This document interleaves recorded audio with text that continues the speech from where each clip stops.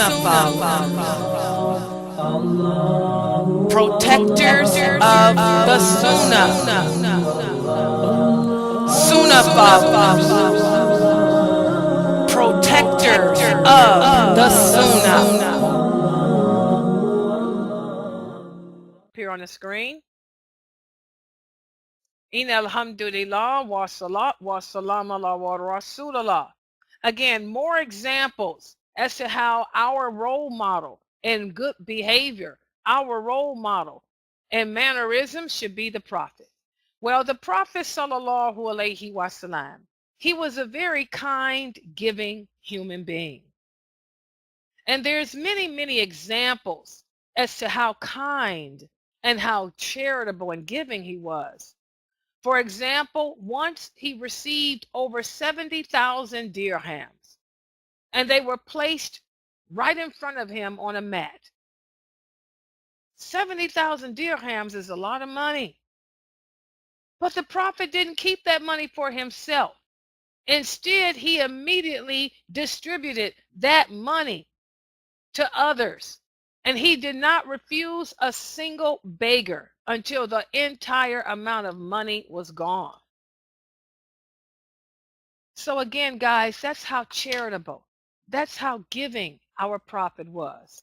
This is another mannerism that we as Muslims should work on developing within ourselves. We're living in days in which the world seems to be placed at our feet. We want so much from the life of this world to the point that we fail to think about our purpose and keep our eye on the ultimate goal of paradise. We need to be more thankful of the blessings Allah has given us, because that's how our Prophet was. He was thankful for the things he did have. And he failed to attach himself to this world. He did not want to do that. So many of us attach ourselves too strongly to the life of this world. We need to work on being more giving. Also, another example can be found when a man approached the Prophet and asked him for something. The Prophet told the man, right now, I don't have anything to give you. But here's what you can do. Go and buy whatever it is that you need in my name. And when I do get money, because we are expecting some money to arrive today, then we will pay for it. SubhanAllah. How many of us are like that? A person may come to you and say, well, Sister Laila, can you loan me a couple $100? Oh, I don't have any money to give you right now because I don't get paid till next week. But I'll tell you what, why don't you go up there to Macy's, charge what it is you need on my credit card? How many of us do that? We have credit cards nowadays. You know a sister's in need. You know a brother's in need. You don't have the money to help them. How many of you are willing to say, well, let's go the extra mile. Let me take you. What do you need? I'll go up to Macy's and charge it for you. Or you can go over to the store over there and put it in my account. Put it on my account and I'll take care of it. This is a mannerism that we need to adapt when helping others. In fact, this just happened to me recently. I was placed in a situation the other day at work. I was getting off from work and one of my coworkers, she realized she didn't have enough gas in her car. She said, hey, Layla, oh my gosh. She said, I got to drive back to Dayton. I don't have any gas in my car. Oh, Layla, can you help me? I didn't have no money, guys, because I don't carry cash on me. And it's not payday. So I told her, I said, I don't have any money, but I'll tell you what. One thing I do have is credit cards. Follow me to the gas station and I'll charge your gas. I'll fill your tank up, put it on my credit card. And that's what I did. We went to the gas station. I filled her tank up and I told her, pay me back payday. She'll probably pay me back tonight. Okay?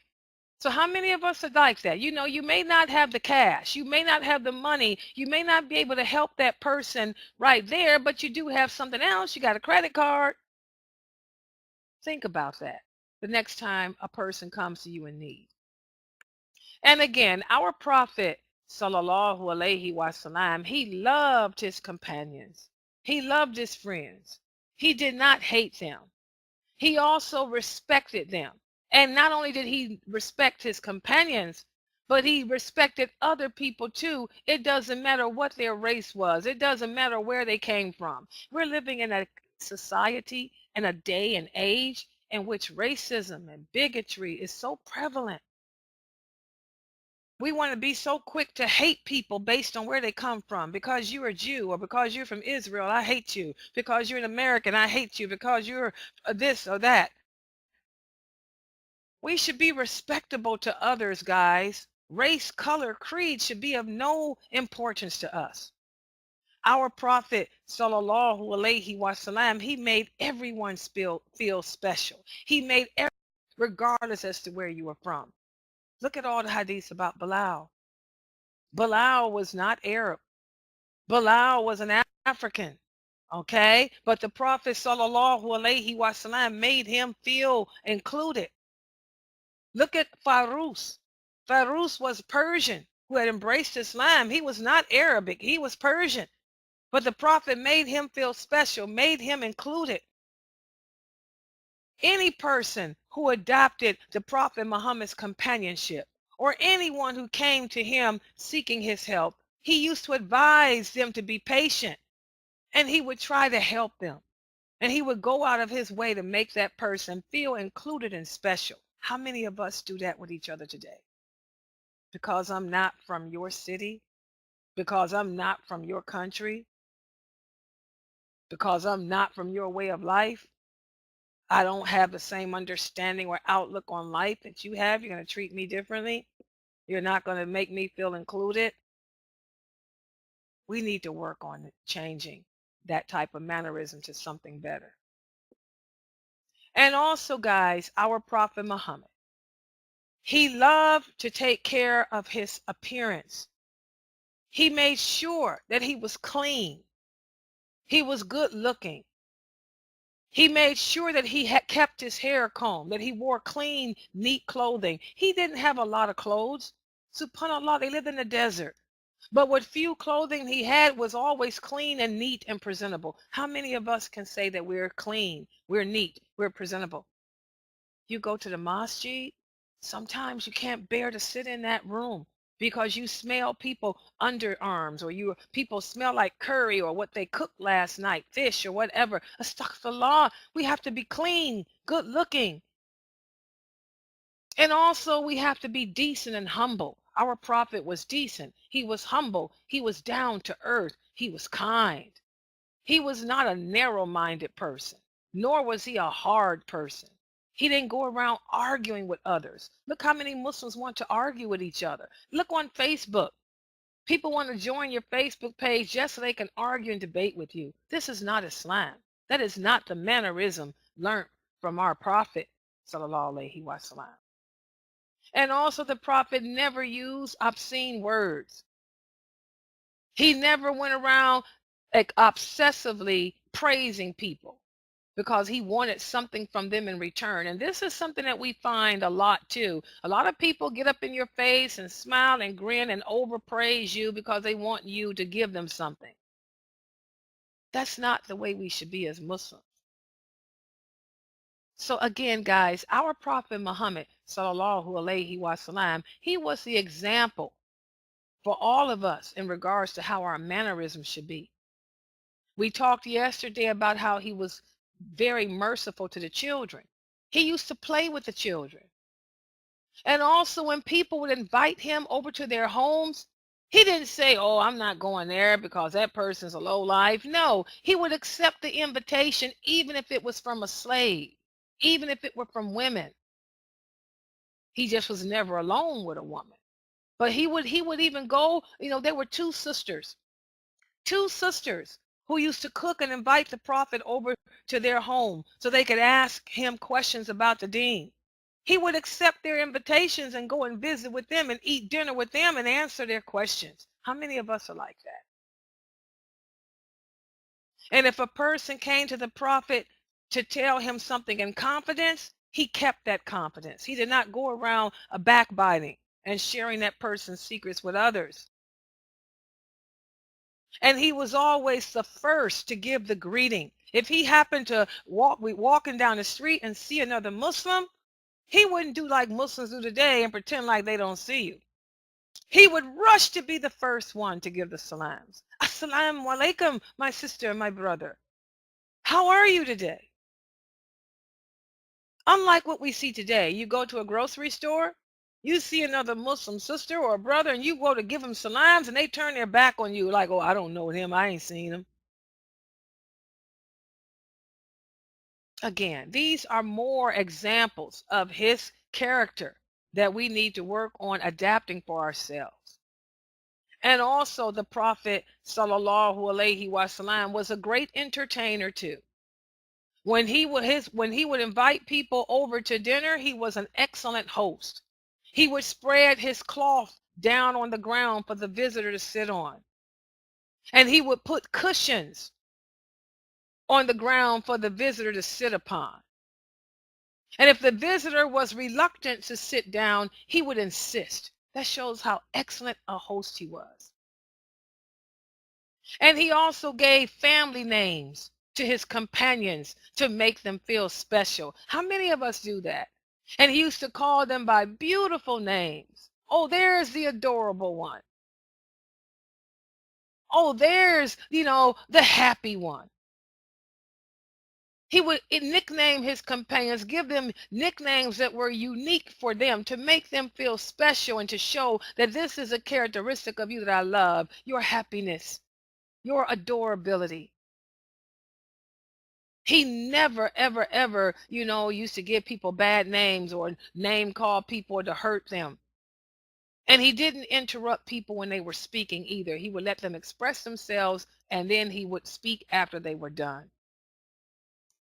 And again, we talked yesterday about how good a husband he was, how he was loving to his wives. Our Prophet sallallahu alaihi wasallam had 11 wives, 11 wives, but each and every one of them felt loved and special and unique in her own way.